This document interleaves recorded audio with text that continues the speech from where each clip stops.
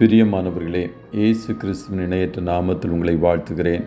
இந்த மன்னா டுடே என்ற டெய்லி பாட்காஸ்டை கேட்கிற உங்கள் ஒவ்வொருவரையும் கர்த்தர் ஆசீர்வதிப்பாராக. 1 சாமுவேல் 3வது அதிகாரம் 10வது வசனம் இப்படியாய் கூறுகிறது. அப்பொழுது கர்த்தர் வந்து நின்று முன்போல, சாமுவேலே சாமுவேலே என்று கூப்பிட்டார். அதற்கு சாமுவேல், சொல்லும், அடியேன் கேட்கிறேன் என்றான். தேவனுக்கு செவி கொடுத்தல், லிசனிங் டு காட் என்ற தலைப்பின் கீழ் இன்றைய மன்னாவை தியானிக்கப் போகிறோம். வேதாகமத்தின் முதல் அதிகாரத்திலேயே அடிக்கடி வரும் ஒரு வார்த்தை, அவர் சொன்னார் என்ற வார்த்தை. தேவன் பேசும் ஒவ்வொரு முறையும் பூமி ஒரு சிறந்த இடமாக மாறியது. ஆகையால் வேதாகமத்தின் முதல் பக்கத்திலேயே நாம் ஒரு மிக முக்கியமான உண்மையை கற்றுக்கொள்ளுகிறோம்.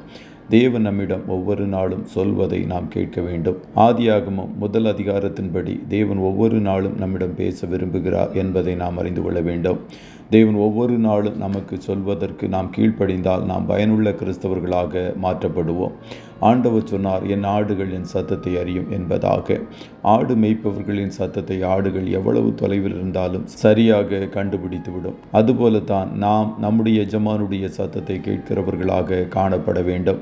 அநேகர் தேவனுடைய சத்தத்தை அறிய தோராயமாக வேதாகமத்தை திறந்து படிக்கிறார்கள். இப்படி தோராயமாக நடுப்பக்கத்தை திறந்து படிப்பதால் தேவனின் சத்தத்தை அறிந்து கொள்ள முடியாது. ஒரு சிலர் தங்களுடைய திருமணத்தை குறித்து ஆண்டவருடைய சித்தத்தை அறிய தோராயமாக வேதத்தை திறப்பார்கள். இப்பொழுது தங்கள் கண்களை மூடி ஒரு விரலை ஏதாவது ஒரு வசனத்தின் மேல் வைப்பார்கள். அந்த வசனம் தங்களுடைய விருப்பத்திற்கு மாறாக இருந்தால் மீண்டும் வேதாகமத்தை மூடி தோராயமாக திறந்து வாசிப்பார்கள். இப்படி பல முறை முயற்சித்து அவர்கள் விருப்பத்திற்கேற்ற வசனம் வந்துவிட்டால், தேவன் என்னிடம் பேசிவிட்டார், நான் அவர் வார்த்தைக்கு செவி கொடுக்கிறேன் என்று சொல்லுவார்கள். இப்படியாக நாம் தேவனுக்கு செவி கொடுக்க கூடாது. இந்த வழியில் தேவனின் சித்தத்தை கண்டுபிடிக்க முயன்ற ஒரு மனிதனின் கதை ஒன்று உண்டு. அந்த மனிதன் வேதாகமத்தை தோராயமாக திறந்து வாசித்த போது மத்தேயு 27:5 வாசித்தார். அதில் அப்பொழுது அவன் அந்த வெள்ளிக்காசை தேவாலயத்திலே எறிந்துவிட்டு புறப்பட்டு போய் நான்கு கொண்டு செத்தான் என்று எழுதியிருந்தது. ஐயோ, இப்படி ஒரு வசனம் வந்துவிட்டது என்று சொல்லி அந்த மனிதன் மீண்டும் வேதாகமத்தை திறந்து லூக்கா 10:37 வாசித்தார். அதில் அப்பொழுது இயேசு அவனை நோக்கி, நீயும் போய் அந்தபடியே செய் என்றார் என்று எழுதியிருப்பதை வாசித்து அதிர்ச்சி அடைந்தார். அந்த மனிதன் 3வது முறையாக வேதாகமத்தை தோராயமாக திறந்து யோவான் 13:27 எழுதியவற்றை வாசித்தார். அதில் நீ செய்கிறதை சீக்கிரமாய் செய் என்றார் என்று எழுதியிருப்பதை வாசித்து அதிர்ச்சியின் மேல் அதிர்ச்சி அடைந்தார்.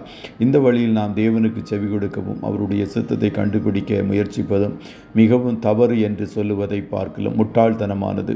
சில வேளைகளில் ஆண்டவர் உற்சாகப்படுத்த சரியான வசனத்தை காட்டக்கூடும். ஆனால் எப்பொழுதும் அப்படியே இருக்காது. எல்லா நாளும் கேலண்டரில் எழுதியிருக்கிற வசனத்தை படித்துவிட்டு கர்த்தர் என்னோடு பேசினார் என்று சொல்லாதீர்கள். தேவனுடைய சத்தத்தை கேட்க திறந்த மனதுடன் கிரமமாக வசனங்களை வாசிக்க வேண்டும்.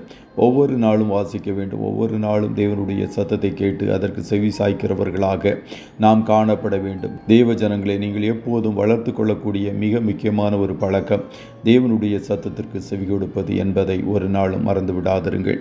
கர்த்தர் உங்கள் ஒவ்வொருவரையும் ஆசீர்வதிப்பாராக. ஜெபம் செய்வோமா?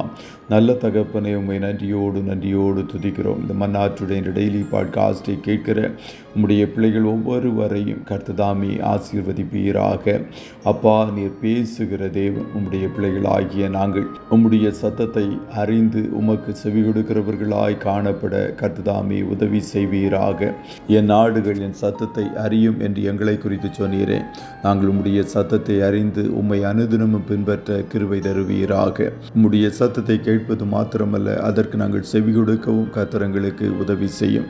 இன்றைய தினம் உம்முடைய பிள்ளைகள் கையிடுகிற வேலைகளை ஆசீர்வதியும். போக்கிலும் வரத்திலும் உடனிரும். காரிய சித்தியை கட்டளையிடுவீராக. ஆட்டுக்குட்டியானவருடைய இரத்தத்தின் பாதுகாப்பிற்குள்ளாய் ஒவ்வொருவரையும் கொடுத்து இயேசுவின் நாமத்தில் வாழ்த்தி ஜெபிக்கிறோம் நல்ல பிதாவே. ஆமே.